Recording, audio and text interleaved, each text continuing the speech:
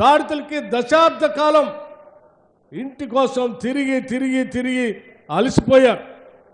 అలా అలసిపోయినటువంటి ప్రజానికానికి కాంగ్రెస్ పార్టీ ఒక గ్యారంటీ ఇచ్చింది. కొట్లాడి మనం తెలంగాణ రాష్ట్రం తెచ్చుకున్నాం. సంపదంతా దోపిడికి గురవుతోంది. దోపిడికి గురి కాకుండా సంపదని ప్రజలకే పంచుతామని 6 గ్యారంటీలను మేము ప్రకటించాం. ఆ 6 గ్యారంటీలు ప్రకటించిన వాటిలో ఈనాడు అత్యంత ప్రధానమైనటువంటి ఇందిరమ్మ ఇల్లుకు సంబంధించి ఈ లక్ష్మీ నరసింహస్వామి వారి ఆశీస్సులు, వారి దర్శనం, శ్రీ సీతారామచంద్ర రాముల వారి దర్శనంతో, వారందరి ఆశీస్సులతో ఈ రాష్ట్ర పేద ప్రజల కోసం కాంగ్రెస్ పార్టీ ఇచ్చినటువంటి వాగ్దానాన్ని నెరవేర్చే కార్యక్రమాన్ని ఈరోజు మనం సౌహృదయంతో రాష్ట్ర ప్రభుత్వం ప్రకటించినందుకు యావత్ రాష్ట్ర ప్రజానికం అందరి తరపు నుంచి కూడా పేదల పక్షాన రాష్ట్ర ప్రభుత్వానికి హృదయపూర్వకమైనటువంటి అభినందనలు, కృతజ్ఞతలు తెలియజేస్తా ఉన్నాను. మిత్రులను ఆలోచన చేయండి.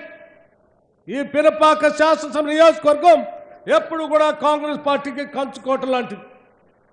కాంగ్రెస్ పార్టీ 6 గ్యారంటీలు ప్రకటిస్తే ఇస్తారా లేదా అని చూసినటువంటి 6 గ్యారంటీలకు సంబంధించి మహిళలు మహాలక్ష్మిలాగా గౌరవించుకుంటూ ఆర్టీసీ బస్సులో ఉచితంగా ప్రయాణం చేసే కార్యక్రమాన్ని పట్టుమని 10 నిమిషాలు కూడా మేము శాసనసభలో ప్రమాణ స్వీకారం చేసామో లేదో బయటకు వచ్చి వెంటనే మహిళలందరికీ కూడా ఆర్టీసీ బస్సులో ఉచితంగా ప్రయాణం చేసే కార్యక్రమాన్ని ప్రకటించాం, అమలు చేస్తున్నాం.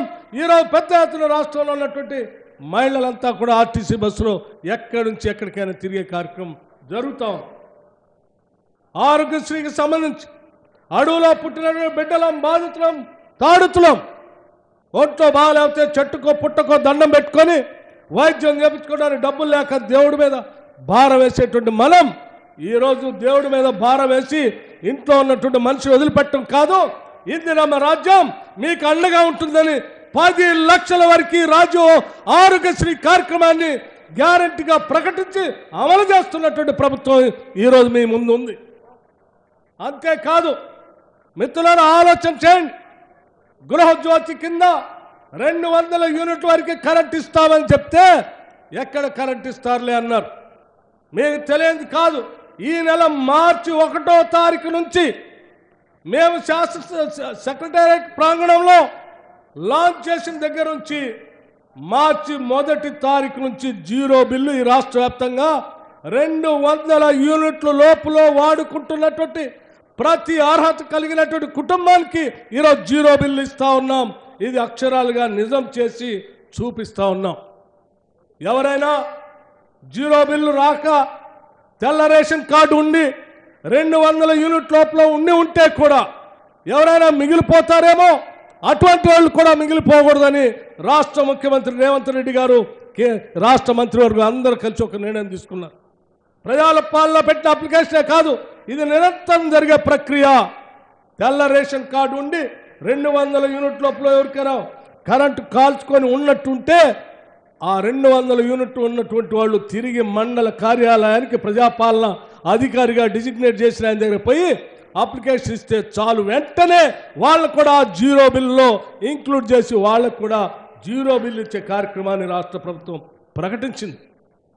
పెద్దలందరికీ తెలుసు. అయినా కావాలని కాంగ్రెస్ ప్రభుత్వాన్ని విమర్శించే కార్యక్రమం కోసం చేసే కుహనా శక్తులకి చెప్తా ఉన్నాం. మణుగూరు శాసనసభ నియోజకవర్గం నుంచి అయ్యా, మేము ప్రకటించింది ప్రజల కోసం, పేదల కోసం, సంపదను పెంచుతాం, ప్రజలకు పంచుతామని చెప్పాం. బరాబర్ ప్రజలకి పంచుతాం.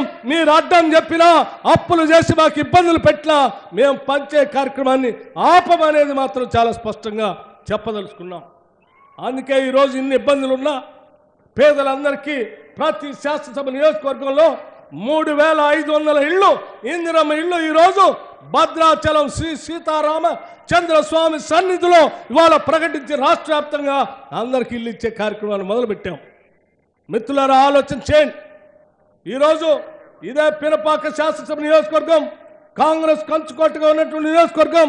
గత శాసనసభ ఎన్నికల్లో కూడా కాంగ్రెస్ పార్టీ అభ్యర్థిని గెలిపిస్తే సిగ్గు లేకుండా పార్టీని మారి పార్టీని అమ్ముకొని టీఆర్ఎస్ పార్టీలో చేరితే చివరికి పార్టీలో చేరటమే కాదు, తల్లి లాంటి కాంగ్రెస్ కార్యాలయాన్ని కూడా టీఆర్ఎస్ పార్టీకి దఖలు చేస్తే నీకు బుద్ధి చెప్తామని చెప్పి ఈ శాసనసభ నియోజకవర్గ ప్రజానికం కాంగ్రెస్ కార్యకర్తలు భారీ ఎత్తున ఇక్కడ కాంగ్రెస్ అభ్యర్థిని గెలిపించి టీఆర్ఎస్ పార్టీకి బుద్ధి చెప్పారు. రేపు రాబోయే ఎన్నికల్లో కూడా మీరు 10 ఏళ్ళు పరిపాలన చేసి డబుల్ బెడ్రూమ్ ఇల్లు ఇస్తా అన్నారు, ఇవ్వలేదు. పోడు భూములు పంచుతా అన్నారు, పంచలేదు. ఇంటికో ఉద్యోగం ఇస్తా అన్నారు, ఇవ్వలేదు. ఏమీ చేయనటువంటి మీకు ఇప్పటికే శాసనసభ ఎన్నికల్లో బుద్ధి చెప్పారు. మళ్ళీ చెప్తా ఉన్నాం, మేము మీలా కాకుండా ఇచ్చిన ప్రతి హామీని, ప్రతి గ్యారంటీని అమలు చేసుకుంటూ ముందుకు పోతా ఉన్నాం. రేపు జరగబోయేటువంటి పార్లమెంట్ ఎన్నికల్లో కూడా ఈ మహబూబాబాద్ పార్లమెంటు నియోజకవర్గం నుంచి మన అభ్యర్థిగా, కాంగ్రెస్ పార్టీ అభ్యర్థిగా మాజీ మంత్రులు బలరాం నాయక్ గారు పోటీ చేస్తా ఉన్నారు. అఖిల భారత కాంగ్రెస్ కమిటీ ఇప్పటికే ప్రకటించింది. భారీ ఎత్తున ఈ టీఆర్ఎస్ పార్టీకి బుద్ధి చెప్పేటట్టుగా భారీ ఎత్తున చేయి గుర్తుపైన ఓట్లేసి గెలిపించవలసిందిగా మీ అందరికీ విజ్ఞప్తి చేస్తా ఉన్నాను. మణుగూరు శాసనసభ నియోజకవర్గంలో కానీ, మహబూబాబాద్ పార్లమెంట్ నియోజకవర్గంలో కానీ మేము స్పష్టంగా చెప్పదలుచుకున్నాం, ఇక్కడ ఏ అభివృద్ధి కార్యక్రమం జరిగినా, చివరికి హెవీ వాటర్ ప్లాంట్ తీసుకొచ్చినా, సింగరేణి బొగ్గుబాయిలు వ్యాప్తి చేసినా, లేకపోతే ఇతరత్ర ఏ కార్యక్రమాలు అభివృద్ధి కార్యక్రమాలు చేసినా కేవలం ఆనాటి కాంగ్రెస్ ప్రభుత్వాల ద్వారా మాత్రమే జరిగింది తప్ప మీరు ఏమీ చేయలేదని చాలా స్పష్టంగా చెప్పగలం. చేయక ఒక భద్రాద్రి పవర్ ప్రాజెక్టు మొదలుపెట్టారు. కలుషితమైనటువంటి సబ్ క్రిటికల్ టెక్నాలజీని తీసుకొనొచ్చు, సూపర్ క్రిటికల్ టెక్నాలజీ వాడాల్సిందని వదిలిపెట్టి రాష్ట్ర ప్రభుత్వం మీద విపరీతమైనటువంటి భారం వేసి ఈ ప్రాంతాన్ని కలుషితమైన చేసేటట్టుగా కట్టినటువంటి భద్రాద్రి పవర్ ప్రాజెక్ట్ రేపొద్దున ఈ రాష్ట్రానికి భారం కాబోతాం. మీరు ఈ ప్రాంత ప్రజలకు మేలు చేయపోగా ఈ ప్రాంత ప్రజలకు అన్యాయం చేసి ఇంకా తగుదనమ్మా అని చెప్పి కాంగ్రెస్ పార్టీ ప్రభుత్వం మీద తప్పుడు ప్రచారం చేస్తూ ఉంటే కాంగ్రెస్ కార్యకర్తలు చూస్తూ ఊరుకోవటానికి సిద్ధంగా లేరు అని చెప్పడానికే అశేషంగా కదిలి వచ్చిన మీ అందరిని చూస్తూ ఉంటే అర్థమవుతుంది. అందుకే సోదరులారా టీఆర్ఎస్ పార్టీకి, భారతీయ జనతా పార్టీకి బుద్ధి చెప్పి అత్యధిక మెజార్టీతో రాబోయే పార్లమెంట్ ఎన్నికల్లో ఈ రాష్ట్రం నుంచి 12 నుంచి 14 స్థానాల వరకు పెద్ద ఎత్తున గెలిపించుకొని ముందుకు పోదామని చెప్పి మీ అందరికీ నేను సవినయంగా మనవి చేస్తూ, ఇంకా చాలా విషయాలు ఉన్నాయి. ఈ ప్రభుత్వం వచ్చి కేవలం 90 రోజులు ఉరకాలి. ఈ 90 రోజుల్లోనే మనం సాధించిన, ప్రజల కోసం చేసిన అనేక కార్యక్రమాలు ఉన్నాయి. ఆ కార్యక్రమాలన్నీ కూడా రాష్ట్ర ముఖ్యమంత్రి వర్యులు రేవంత్ రెడ్డి గారు మీకు స్పష్టంగా ఇంకా చాలా వివరించేది ఉంది, వారు వివరిస్తారని మీ అందరికీ సవినయంగా మనవి చేస్తూ, కార్యక్రమానికి వచ్చినట్టు మీ అందరికి కూడా మరొకసారి నా హృదయపూర్వకమైనటువంటి ధన్యవాదాలు తెలియజేస్తూ సెలవు తీసుకుంటాను. జై హింద్, జై కాంగ్రెస్.